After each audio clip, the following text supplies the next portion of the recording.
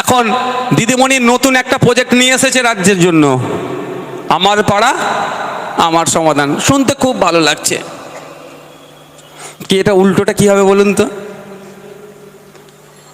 তৃণমূলের পাড়া আর তৃণমূলের কাটমানি হয়ে যাবে। ও তো টাকা ভোটের জন্য তুলছে। এখন 100 দিনের কাছ থেকে টাকা লুটতো, বন্ধ হয়ে গেছে। আবাস যোজনার কাটমানি বন্ধ হয়ে গিয়েছে। ও টাকাটাকে এখন পার্টির ভোটের খরচ তুলতে হবে না, তার জন্য 800 কোটি টাকা বরাদ্দ করেছে, লুট হয়ে যাবে। কিন্তু আপনারা বলেন এটা দরকার ছিল? এর আগে পঞ্চায়েতের অ্যাক্ট দেখুন, গ্রাম সভার কথা বলা হয়েছে, গ্রাম সংসদের কথা বলা হয়েছে।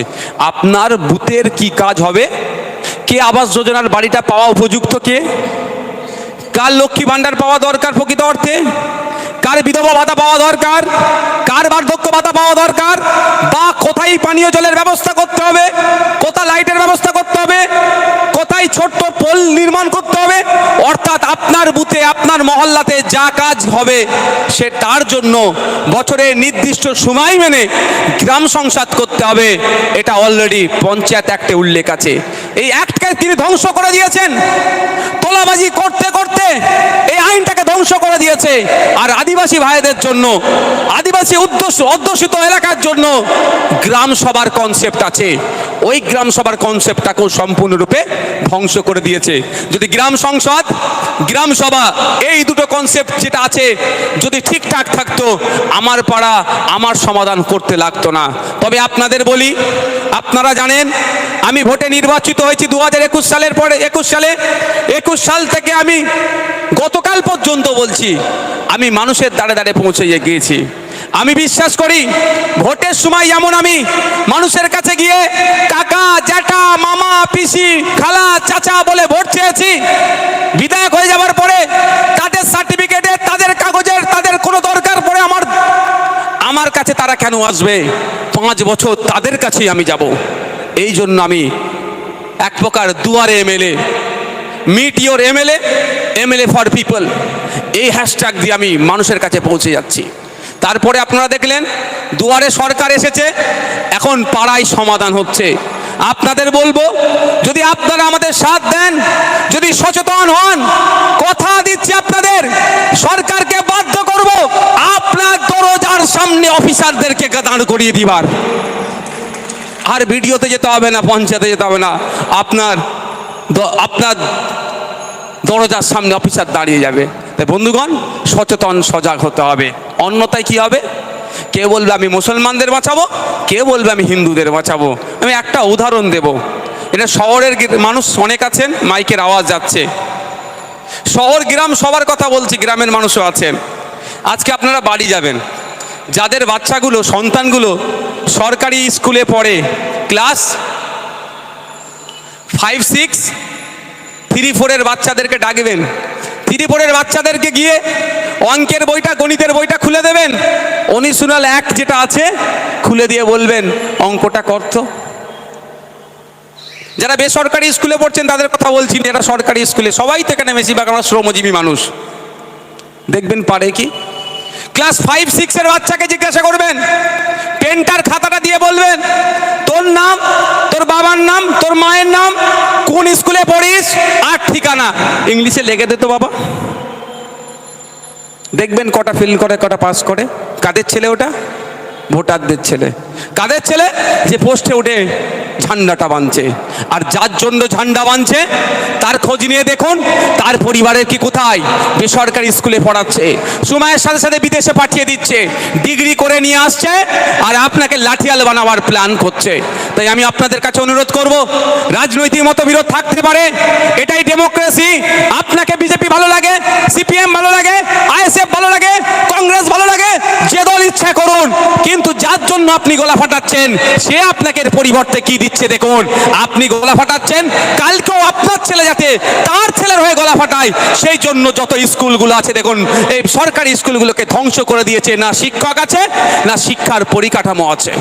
তাই আমাদের ঐক্যবদ্ধ হয়ে রাম রহিমকে একসাথে আওয়াজ তুলতে হবে, ফতেমা সীতাকে একসাথে আওয়াজ তুলতে হবে যে স্কুলগুলোতে শিক্ষক নিয়োগ করতে হবে। আজকে তো প্রাইমারি স্কুলগুলো কি হয়েছে, রন্ধনশালা হয়ে গিয়েছে। আর শিক্ষাদানের জায়গা আছে? দেখুন না গিয়ে, শহরের কথা আমি বলতে পারবো না, অশোকনগর শহরে কি হয়েছে, কিন্তু গ্রামের গুলোতে আমি দায়িত্ব নিয়ে বলতে পারি, আমি বলতে পারি যে যদি 100 বাচ্চা থাকে, 200 বাচ্চা থাকে, একটা টিচার পাবেন যে তালা খুলছে, সেই ঘন্টা লাগাচ্ছে, সেই প্রেজেন্ট করছে, সেই মিড ডে মিলের হিসাব রাখছে। তাহলে আপনার আমার ছেলেটা পড়বে কখন ভাই? পড়াবে কখন তাকে? যাচ্ছে গিয়ে মিড ডে মিলটা খাচ্ছে, চলে আসছে।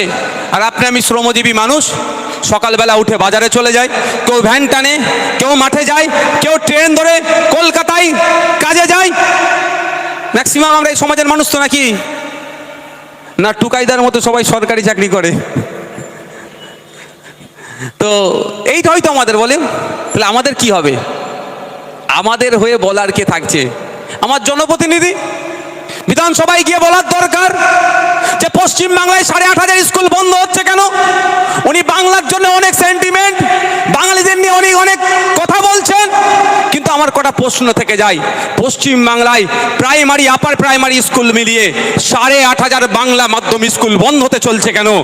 এর জবাবটা উনি দিতে পারবেন? ওনার কাছে আমার প্রশ্ন থেকে যায়। বাংলা ভাষাকে উনি এখন খুব ভালোবাসছেন, রবি ঠাকুরের থেকেও বেশি ভালোবেসে ফেলছেন, ঈশ্বরচন্দ্র বিদ্যাসাগরের থেকেও বেশি ভালোবাসছেন, কাজী নজরুল ইসলামের থেকেও উনি এখন বেশি ভালোবেসে ফেলছেন। ভালো কথা। কীর্তি আজাদ কে? বাংলার উনি কেউ নাকি এমপি? শত্রুঘ্ন সিনহা কে? কোথায় বাড়ি তার? বাংলার কেউ? ইউসুফ পাঠান কে? বাংলার সাথে তার সম্পর্ক কি? কদিন কলকাতা নাইট রাইডার্সে খেলেছিল, তাও টাকা নিয়েছে, খেলেছে, এর বাইরে তো কিছু নয়। ফ্রিতেও খেলেনি কলকাতার হয়ে ভাই। যে আমরা বাঙালি, আমাদের একটা IPL এ কলকাতার টিম আছে, বাংলার সেন্টিমেন্ট আছে, উনি ফ্রিতে খেলে দিয়েছেন, তাও একটা বলার জায়গা থাকতো। খেলেছে নাকি ফ্রিতে? পেমেন্ট তো ঠিক নিয়ে নিয়েছে, তাকে আপনি এমপি করলেন। সাকেত গোখলে মহারাষ্ট্রে বাড়ি, রাজ্যসভার এমপি করলেন। পশ্চিমবাংলার এত মানুষ আছে, বুদ্ধিজীবী মানুষ আছেন, আপনার দলে অনেক প্রফেসর আছেন, বুদ্ধিজীবী মানুষ আছে, তাদেরকে রাজ্যসভায় পাঠাতে পারলেন না। অহমিয়া অসম থেকে একজনকে নিয়ে এসে রাজ্যসভার এমপি করেছিলেন। এখন ওনার বাংলা প্রীতি বেড়ে উঠছে, কারণ কি বলুন তো? পরিযায়ী শ্রমিকদের উপরে আক্রমণ হচ্ছে, কিছু তো একটা ভুল বুঝাতে হবে এদেরকে, সেজন্য বাংলা ভাষায় এদের ভালোবাসা উতরে উঠছে। প্রশ্ন অনেক থেকে যায়, সময় আমি আর দীর্ঘায়িত করব না। আমি আপনাদের বলবো, চোখ কান খুলে রেখে একটু রাজনীতি করতে হবে। কাকে কান নিয়ে চলে গেল, কাকের দিকে না তাকিয়ে নিজের কানে একটু হাত দিয়ে দেখুন, আজকে আপনার রুজি রুটি কোথায়?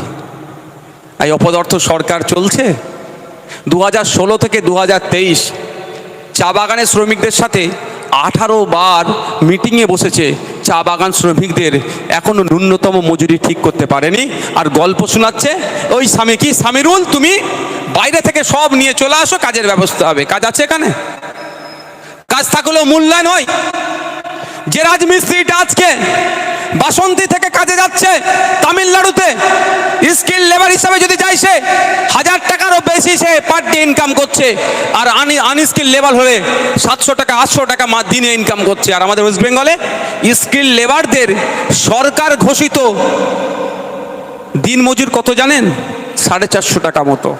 কেন তারা ফিরে আসবে, বা কেন তারা গেল? এখানে কাজের মূল্যায়ন হয় না, শ্রমিকের শ্রমের মূল্যায়ন হয় না, শ্রমিকের ঘামের মূল্যায়ন হয় না বলেই তারা এখানে না কাজ পেয়ে কোথায় যাচ্ছে? ভিন্ন রাজ্যে যাচ্ছে, আর সেখানেও তারা আক্রান্ত হচ্ছে। আর আমার রাজ্য সরকার আক্রান্তদের পাশে সেইভাবে থাকছে না, মিটিং মিছিল করে। তার কাজ তো আমাদের মিটিং মিছিল, আমরা বিরোধী সরকারের তো সরকার টু সরকার কথাবার্তা বলা, প্রেশার করা। যদি সরকারে আমার পশ্চিমবাংলা সরকারের কথা না শোনা মানে কি? অসম সরকার, হরিয়ানা সরকার বা উড়িষ্যা সরকার বা যে কোনো রাজ্য সরকার আমাদের নাগরিকের উপরে আক্রমণ চালাচ্ছে, মানে রাজ্যের উপরে তো আক্রমণ হচ্ছে ভাই। তাহলে এটা সমাধানের জায়গা কোথা? সরকারকে প্রস্তাব রাখা, কঠোরভাবে সেই রাজ্যের সরকারকে বলা, সেটা বলেনি। আর একটা রাস্তা আছে, আর্টিকেল 131, আপনারা সার্চ করে দেখতে পারেন গুগলে। আর্টিকেল 131 সংবিধানে বলা আছে, রাজ্য যদি সংঘাত হয়, উড়িষ্যা রাজ্যের সাথে ওয়েস্ট বেঙ্গল রাজ্যের সংঘাত হচ্ছে, সমাধান কিভাবে করবে? মোদিজি করবে? এটা তো হয় না। অমিত শাহজি করবে, এটা তো হয় না। নওশাদ সিদ্দিকী সমাধান করে দেবে, এটা তো নয়। রাজ্য রাজ্য সংঘাত হলে, রাজ্য কেন্দ্র সংঘাত হলে সংবিধানের 131 নম্বর ধারা অনুযায়ী সুপ্রিম কোর্টে যেতে বলা আছে। আমাদের পরিযায়ী শ্রমিক, আমাদের বাংলা ভাষায় কথা বলার জন্য আপনাদের এই অশোকনগরেই শুধু মুসলিম সম্প্রদায় নয়, অন্যান্য ভিন্ন সম্প্রদায়ের মানুষদের উপর আক্রমণ নেমে এসেছে। অশোকনগরের একজন আছেন, তাকে প্রচুর মারধর করেছে শুধু বাংলায় কথা বলেছে বলে। তো এই সমাধান করার জন্য সুপ্রিম কোর্টে যাওয়ার দরকার ছিল। রাজ্য সরকারের পার্টি হয়ে সুপ্রিম কোর্টে গিয়ে মামলা করা, যে বাঙালি শ্রমিকদেরকে ভিন্ন রাজ্যে আক্রান্ত হচ্ছে তার ডেটা দিয়ে মামলা করা। তাহলে আশা করছি সুপ্রিম কোর্টে যেনারা জাস্টিস আছেন তারা ওই রাজ্যগুলোকে নির্দিষ্ট গাইডলাইন বেঁধে দিতেন এবং পরিযায়ী শ্রমিকরা সুরক্ষিত থাকতো। সেটা কিন্তু এনারা করেননি। শুধু বাংলা বাংলা বাংলা বলে অনেকে ভালোবাসার কথা বলছেন। যদিও এখন জয় বাংলাকে এখন নিয়ে অনেক বিতর্ক আছে, আমি বললে নাকি খারাপ হয়ে যাবে। তবে এই শব্দটা এখন রাজনৈতিক স্লোগান হয়ে গেছে ভাই, রাজনৈতিক স্লোগান হয়েছে। ঠিক যেরকম পুরুষোত্তম রাম ঠাকুরের নামে যে জয়ধ্বনিটা ছিল ধর্মীয় স্লোগান, বিজেপি ওদেরটা রাজনৈতিক স্লোগান করেছে। একইভাবে বাংলাদেশের রাজনৈতিক স্লোগান জয় বাংলাকে আমাদের পশ্চিম বাংলার রাজনৈতিক স্লোগানও করতে চাইছে। আমাদের মাথায় রাখতে হবে যে দিনের শেষে আমি পাচ্ছিটা কি। যদি সারাদিন ইনকাম করে, সারাদিন কষ্ট করে মেহনত করে দিনের শেষে আমার ইনকামটা যদি ঠিকঠাক না থাকে, পরের প্রজন্মকে আমি জবাব দেবো কি যদি এখন আমি সোচ্চার হই। তাই আমরা ইন্ডিয়ান সেকুলার ফ্রন্ট, আমরা কৃষক সহ যারা ইনফরমাল সেক্টরে কাজ করছেন তাদের ন্যূনতম মাসিক গড় আয় 24,000 যাতে হয় তার দাবি করছি। আমি শেষে একটা বিষয় বলে বিদায় নেব, কৃষকের বিষয় বলেছে। আমাদের পশ্চিমবাংলার কৃষকের ইনকাম কত জানেন আপনারা? কৃষিকাজ তো এখানে শহরের মানুষ কত করে না, কিন্তু আপনাদেরও জ্ঞাতার্থে জেনে রাখা দরকার। কারণ পশ্চিমবাংলার 50% মানুষ কৃষিকাজের সাথে সরাসরি যুক্ত, 70% মানুষ প্রত্যক্ষ পরোক্ষভাবে যুক্ত। এটা আমার তথ্য নয়, বিধানসভার শাসক দল দেওয়া তথ্য। আমাদের পশ্চিমবাংলার কৃষকরা এত ইনকাম করে, 22 নম্বর রাজ্য আমরা ইনকামের দিকে পরিবার পিছু। আগে ছিল বিলো 7,000। এই লাগাতার আমি 3-4 বছর শুধু মন্ত্রীকে আমি প্রশ্ন করতাম যে ইনকাম কত করছে আপনি বলুন। বলছে ইনকাম বেড়ে যাচ্ছে, বেড়ে গেছে 3 গুণ। আমি বলতাম ফিগার কত বলুন, ফিগার বলতো না, আর শুধু বলতো 3 গুণ বেড়েছে। যতবার জিজ্ঞাসা করেছি বলে 3 গুণ বেড়েছে, ফিগার বলতো না। কিন্তু আমি তথ্য দিতাম বিলো 7,000। রিসেন্ট একটা সম্ভবত নাবার্ডের একটা বা নাবার্ড না আপনার পার্লামেন্টের কোনো কোশ্চেন উত্তর সেশনে একটা তথ্য পেলাম পার্লামেন্টের। সেখানে বলা হচ্ছে 7,800 কত টাকা এখন বেড়েছে, মানে 1,000 টাকা মতো ইনকাম বেড়েছে মাস গেলে। এটা কি বাড়া হলো? একটা কৃষক মাস গেলে কত ইনকাম করছে পশ্চিমবাংলায়? এই 8,000-এর নিচে। কেন? হরিয়ানার কৃষকরাও কৃষক, ওয়েস্ট বেঙ্গলের কৃষকরাও কৃষক। হরিয়ানার কৃষকরা মাস গেলে 18,000 টাকা ইনকাম করে। জম্মু কাশ্মীরের আমরা নাম জানি তো, খুব চর্চিত। সেই জম্মু কাশ্মীরের কৃষকরা মাস গেলে 12,000-এর বেশি ইনকাম করে। আরও রাজ্য আছে মাস গেলে কেউ 22,000 টাকা ইনকাম করে। আর একটা রাজ্যের নাম বলবো, শুনলে আপনারা অবাক হবেন, মেঘালয়া। ওখানকার কৃষকরা মাস গেলে 30,000 টাকার উপরে ইনকাম করে। মেঘালয়ের কৃষকরা মাস গেলে 30,000-এর উপরে ইনকাম করে। আর আমাদের ওয়েস্ট বেঙ্গলের কৃষকরা মাস গেলে 8,000-এর নিচে ইনকাম করে। এই বৈষম্যতা কিভাবে দূর করা যাবে? দেখলে দেখা যাবে মেঘালয়ে 360 হেক্টর মতো মাত্র জমি আছে, আর আমাদের ওয়েস্ট বেঙ্গলে 80 লক্ষ হেক্টর জমি আছে চাষযোগ্য। তাহলে কেন আমাদের এত কম ইনকাম? মধ্যিখানে দালাল ফুঁইবড়ে ভর্তি হয়ে গেছে। আপনি কৃষক, আপনার উৎপাদিত ফসল আপনি বিক্রি করছেন 3-4টে দালাল মাধ্যমে, আর আমি কিনছি যেটা আপনি 2 টাকা বিক্রি করছেন সেটা আমি 42 টাকায় কিনছি, মধ্যিখানে 40 টাকা খেয়ে নিচ্ছে। এই দালাল ফুঁইবড়ের ব্যবস্থাটা আমাদেরকে বন্ধ করতে হবে। সাথে সাথে কৃষক ভাইদের সময়ের সাথে আপনার সাবসিডিতে কৃষিজ যন্ত্রপাতি অনেক সময় বিনামূল্যে চারা থেকে শুরু করে বহুত অন্য অনেক রকম জিনিসপত্র পাওয়া যায়, সেটা আমরা পাই না, ফলে আমার টাকা দিয়ে কিনতে হয়, কেনার জন্য ওই টাকা খরচ হয়ে যায়, ইনকামটা আমার কমে যায়। তাই বন্ধুগণ, আপনাদের বলবো যে আমাদের সজাগ সতর্ক থাকতে হবে।